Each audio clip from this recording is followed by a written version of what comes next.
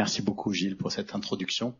Je crois qu'on est tous d'accord sur les constats, c'est-à-dire que beaucoup a été fait sur la transition, mais on n'y est pas encore et que le passage à l'échelle, il ne s'est pas encore produit.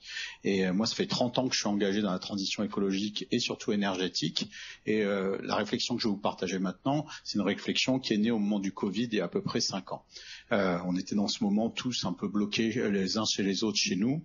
Et je me disais, qu'est-ce qui pourrait justement nous aider à passer à l'échelle? Et je pensais à cette phrase de Kennedy qui disait que les solutions du monde ne peuvent pas venir des cyniques ou des sceptiques qui se bornent à commenter les réalités évidentes. Et il dit que les solutions viendront de ceux qui peuvent imaginer ce qui n'a jamais existé.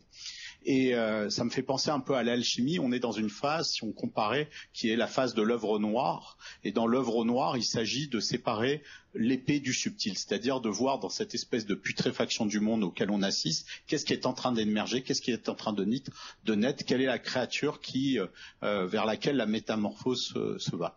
Et pour me guider dans cette réflexion, pour savoir quel pourrait être ce demain qui pourrait nous sortir de cette crise, il y avait cette phrase d'Antoine de Saint-Exupéry qui m'a habité, qui est une phrase de Vol de nuit dans laquelle il disait il n'y a pas de solution, il y a des forces en marche, il faut les trouver, les solutions suivent. Et aujourd'hui, on a besoin de forces en marche qui nous permettraient d'accélérer ce mouvement de transition écologique et de prendre toutes les bonnes idées qu'on a déjà, de l'économie circulaire à l'économie régénérative, en passant par tout ce qui a été fait sur l'agriculture, l'économie. Enfin, les idées sont là, qu'est-ce qui pourrait les faire passer à l'échelle?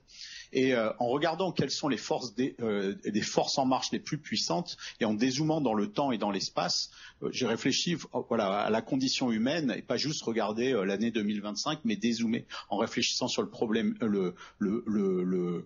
on va dire le phénomène humain, le phénomène de la biosphère, le phénomène de la vie, et vous vous rendez compte qu'en fait l'univers il évolue, quoi. Et cette évolution, c'est pas une succession de destruction et de construction, c'est une évolution. Teilhard de Chardin disait qu'on évoluait toujours vers plus de conscience, plus de beauté et plus de structure.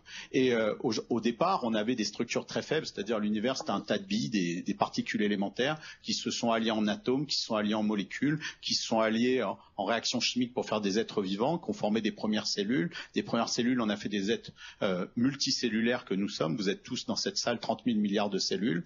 Ces êtres multicellulaires, sans le savoir, ils sont associés pour faire une biosphère qui prend soin de nous, mais qui est invisible. Mais c'est grâce à elle qu'on respire. On a parlé d'air tout à l'heure.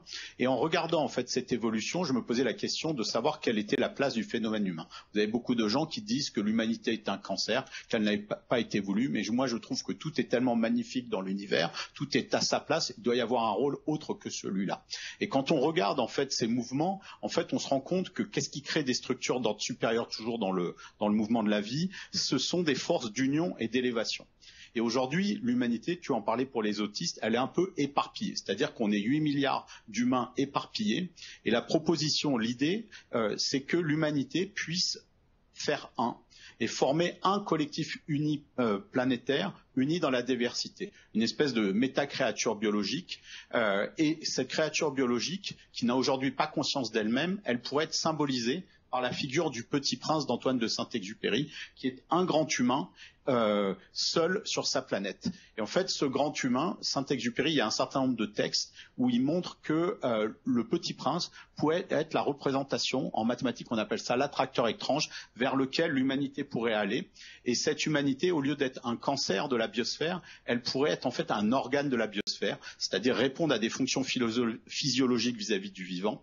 Et ces fonctions physiologiques, par exemple les baleines, les vers de terre, les arbres ont des fonctions physiologiques, c'est-à-dire sont des organes et rendent la biosphère plus résiliente. Et ce nouvel organe de la biosphère qui pourrait être l'humanité, moi je l'appelle Homo Biosphéris, et je me suis mis à imaginer qu'est-ce que pourrait être ce monde d'Homo Biosphéris.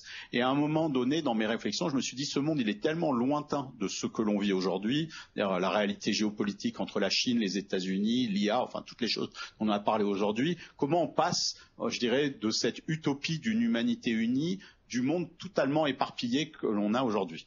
Et donc pour ça, il fallait un plan pour aller de l'un à l'autre, et je me suis dit, je vais le faire par un roman. Et donc je me suis lancé il y a 3 ans dans l'écriture d'une trilogie, et dans cette trilogie, je raconte comment, à partir de maintenant, c'est-à-dire je pars de tout le bordel ambiant dans lequel on vit, comment peut émerger cette créature à partir que de choses qui existent, et de montrer ce que l'humanité pourrait avoir de meilleur, et d'utiliser toutes les forces qui nous pèsent comme un catalyseur de cette naissance de cet Homo biosphéris. Donc le premier tome qui est sorti l'année dernière, il s'appelle La Petite Princesse, qui a été préfacé par les héritiers d'Antoine de Saint-Exupéry. Donc c'est un thriller géopolitique et écologique qui raconte le pouvoir de l'amour surtout, et qui raconte comment on peut faire de l'amour une stratégie dans un cadre géopolitique très concret. C'est des bouquins qui sont sourcés. Le deuxième qui vient de sortir, La Clé des songes, il est sur les rêves, et donc c'est sur le pouvoir des rêves comme force transformatrice.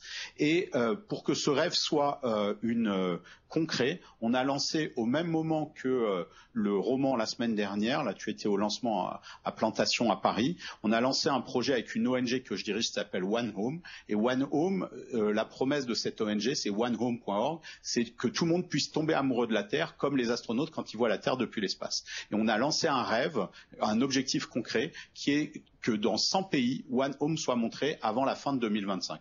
Donc c'est ça dont je voulais vous parler, c'est que l'humanité est capable du meilleur.